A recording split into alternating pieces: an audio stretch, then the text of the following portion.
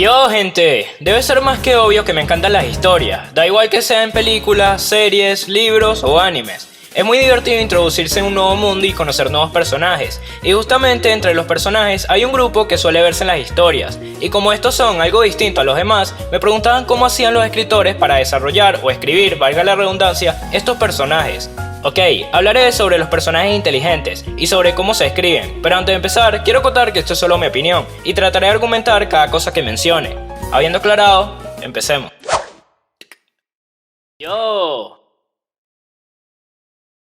Los personajes brillantes, intelectuales o genios. Estos personajes suelen ser muy queridos por los espectadores, pero para ir por partes. Primero, ¿qué demonios es la inteligencia? Bueno, según mi diccionario, la inteligencia es la facultad de la mente que permite entender, razonar, tomar decisiones y formarse una idea determinada de la realidad. Esto me parece que también depende muchísimo del contexto en el que uno se encuentra, y es por eso que supongo que existen distintos tipos de inteligencia, que quizás ustedes ya hayan escuchado antes de estas. La inteligencia lógico-matemática, la lingüística, la espacial, etcétera, etcétera. Es debido a esta variedad de inteligencias que pueden haber personajes como por ejemplo Hinata o Bokuto de Haikyuu, que quizás no parezcan muy inteligentes, pero a la hora de entrar a la cancha demuestran una inteligencia kinestésica muy alta y quizás un poco de inteligencia lógica. También está el caso de Gon, que muchas veces se puede ver como un niño muy tonto e ingenuo, pero en otras ocasiones o ámbitos demuestra ser todo lo contrario. Hay varios tipos de inteligencia, pero todas se usan para fines en común, que son el analizar el problema al que ese personaje en cuestión se enfrenta y el de crear soluciones o conocimientos a partir de lo que ya se sabe con lo que se acaba de obtener. Ya saben, obtengo muestras, las analizo para solucionar un caso. Noto un lenguaje corporal peculiar, entonces en base a la situación en la que estoy, deduzco qué quiere decir eso. Introduce una nueva raza, uso los poderes de esa raza para ser más fuerte, y así. De estos fines es de donde nacen las estrategias, que probablemente sea el componente más simbólico de los personajes inteligentes, al menos en los shounens. Y es aquí donde la gente se puede preguntar, ¿acaso todos los mangakas que hacen estas estrategias súper exageradas e impredecibles son unos completos genios? Masashi Kishimoto tiene un IQ que iguala al de Shikamaru, o Tsugumi Ohba el de Light y L. Pues no.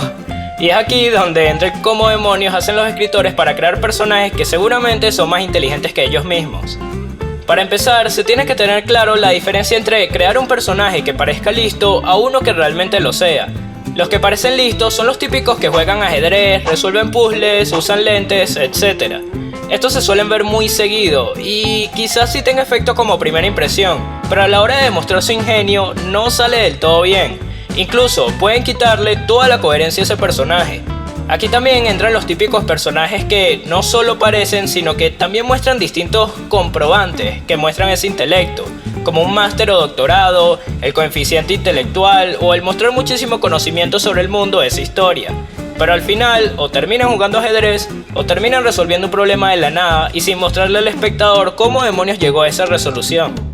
Los verdaderamente inteligentes son los que tienen la capacidad de comprender un problema, toma decisiones inteligentes y el autor se encarga de justificar completamente el cómo un personaje inteligente llegó a resolver algo ante el público y lo dota de total coherencia.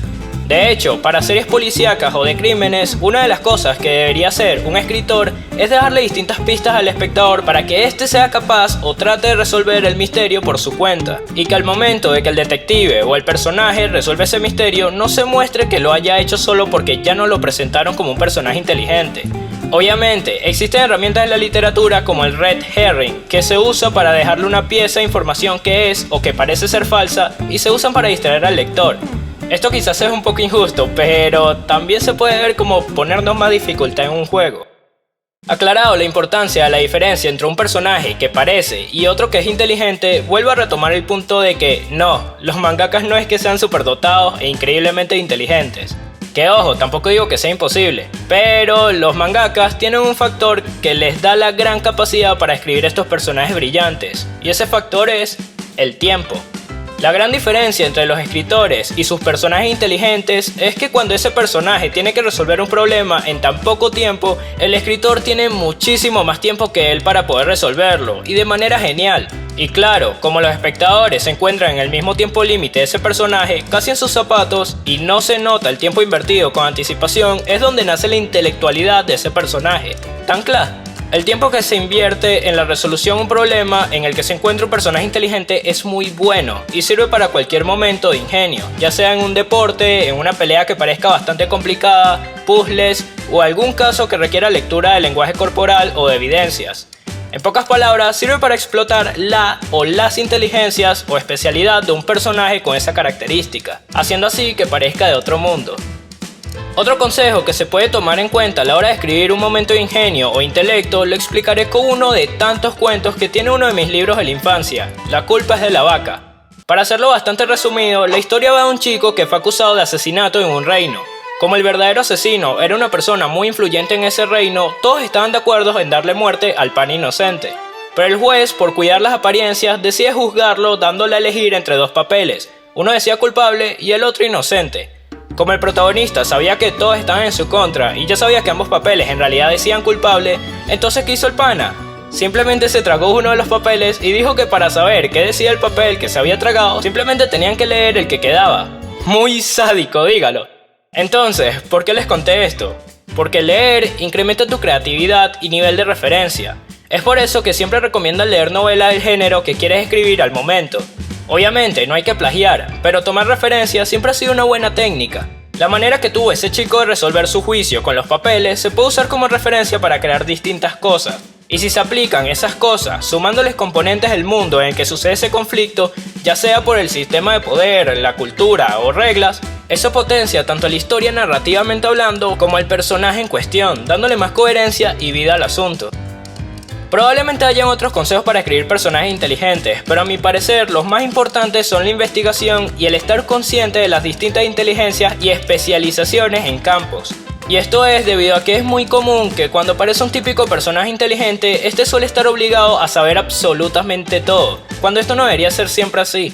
Por ejemplo, Iron Man. Estoy muy seguro que lo que conlleva hacer esos robots contienen más de un campo. Se trata de inteligencia artificial, programación, mecánica, física y muchísimas más cosas. Y como Tony hay otros personajes más, como Batman, que sabe de organización empresarial como todas las artes marciales, o como James Bond, que sabe como 98 idiomas y también baila tango. Que alguien sea realmente bueno en algo no quiere decir que lo sea en otra cosa. Que Armin sea bueno aplicando estrategias contra titanes no quiere decir que sea bueno resolviendo ecuaciones matemáticas, y así con muchos más. De hecho, que se haga alguien muy bueno en algo pero carente en otros campos da mucha más riqueza y veracidad al personaje.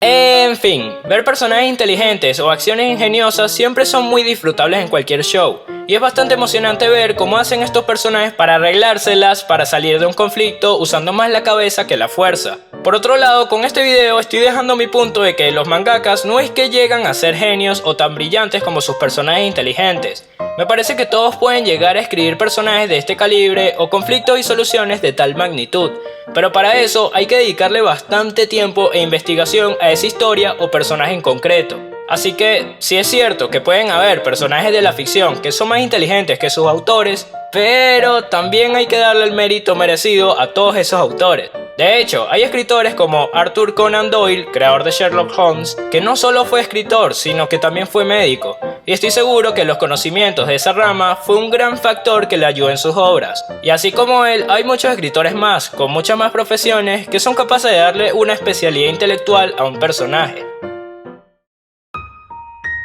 En este canal hablo acerca de anime y dibujo. Si te interesó uno de estos dos, o mejor aún, ambos, entonces puedes suscribirte para no perderte ninguno de los videos que vendrán. Y si quieres acompañarme en mi progreso como dibujante, me puedes seguir en Instagram como Artekuma. Ahí estaré subiendo todos mis dibujos. De verdad, muchísimas gracias por ver el video. Espero que si tienes una opinión o punto de vista distinto al mío, me lo dejes en los comentarios. Eso sería muy fino de tu parte. Y si te gustó el video, da tu like. Habiendo dicho esto, espero que nos encontremos de nuevo en otro video. Bye.